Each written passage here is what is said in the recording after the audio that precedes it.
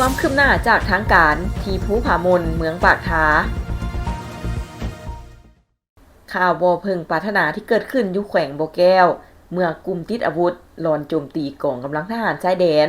อยู่จุดภูผามนซึ่งเฮ็ดให้ไอ้น้องทหารเสียชีวิตและบาดเจ็บจำนวนหนึ่งนั้นต่างก็สร้างความกังวลใจและประชาชนให้ความสนใจหลายเกี่ยวกับที่ไปที่มาของเรื่องราวตามรายงานของหนังสือพิมพ์กองทัพประชาชนลาวให้รู้ว่าเวลาประมาณ 4 โมงของวันที่ 3 พฤษภาคม 2025กองห้อยป้องกันชายแดนประจำอยู่เมืองปากท้าแขวงบ่แก้วได้ออกเคลื่อนไหวกวดกาลาดตระเวนใกล้กับเส้นชายแดนลาวไทยในขอบเขตภูผามนเมืองปากท้าแขวงบ่แก้วและได้ถูกกลุ่มแก๊งค้ายาเสพติดดักสกัดลัดยิงด้วยกำลังอาวุธจากนั้นจึงเกิดการปะทะกันขึ้นจาก2ฝ่ายอยู่จุดดังกล่าวการปะทะกับกลุ่มแก๊งค้ายาเสพติดครั้งนี้กำลังทหารชายแดนกองบัญชาการทหารแขวงบ่แก้วได้ประสานกับอำนาจการปกครองท้องถิ่นในขอบเขตพื้นที่ใกล้เคียงสามารถแก้ไขควบคุมสถานการณ์ไว้ได้และจับตัวผู้ต้องหาได้จำนวน4 คนส่วนพนักงานนังฮบพวกเฮาได้รับบาดเจ็บและเสียชีวิตจำนวนหนึ่งเหตุการณ์ครั้งนี้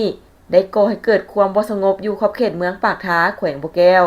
และได้สร้างความแตกตื่นให้แก่พ่อแม่ประชาชนบรรดาเผ่าอยู่บริเวณใกล้เคียงและในทั่วประเทศ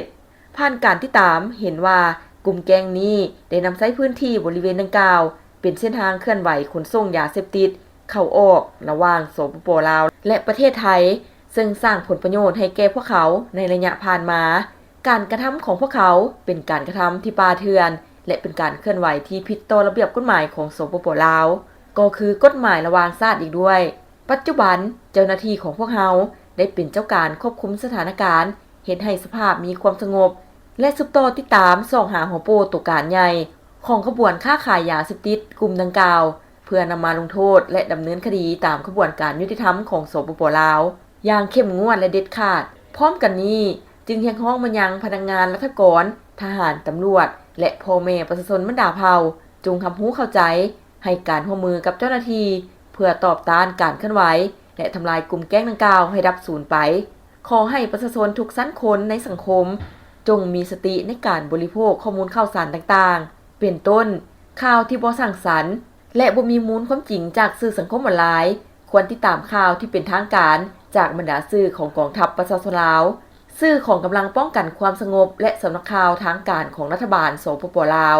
เพื่อหลีกเลี่ยงความเข้าใจผิดสร้างการแตกแยกความสามัคคีและเพื่อรักษาสายพัวพันธุ์อันดีงามระหว่างประชาชน2ประเทศลาวและไทยที่มีมาแต่โดนนานให้มันคงตลอดไปสบายดีท่านกำลังซอกดินอยู่แมนบอ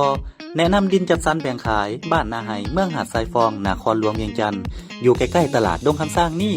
ยังมีหลายตอนให้ทานได้เลือกหรือมาแทกตามความต้องการเลยราคาจับต้องได้สามารถจ่ายสดหรือผ่อนก็ได้ดินงามทำเลดีเขตชุมชนเส้นทางลักส่วนหลายเป็นคอนกรีตทั้งหมดไปวิทยาลัยดงคำสร้างตลาดครัวมิตรภาพลาวไทยก็สะดวกสบายเหมาะแก่การปลูกสร้างที่อยู่ห้องเซาสร้างเก็บสินค้าหรือซื้อไว้เก็งกำไรในอนาคตยิ่งดีโครงการพวกเฮามีทางปูยางกว้าง6 เมตรมีน้ำประปาไฟฟ้าพร้อมของแถมดินจีซีมังเสาหัวที่สำคัญได้ใบตาดินขอบทองจ่ายก่อน 30% เข้ามาปลูกสร้างได้เลยสนใจสอบถามที่เบอร์020 5992 6995 020 5504 3399บุญเลี้ยงดินจัดสรรแบ่งขาย